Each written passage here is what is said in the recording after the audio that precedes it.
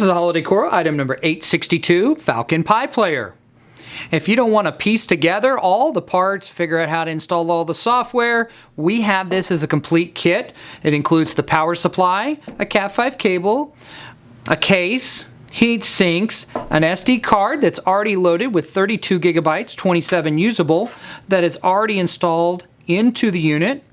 It's already tested. It includes attached double-sided tape, and typically this will be mounted inside your controller and hooked up to one of your controllers on the network, and then daisy-chained from there. This allows you to quickly and easily build up your display using the Falcon Pi Player. Now, as an alternative, we also do offer the HinksPix Pro, which has the equivalency of this built into controllers on each controller for a small additional charge, less than the cost of the Falcon Pi Player. Again, this is item number 862.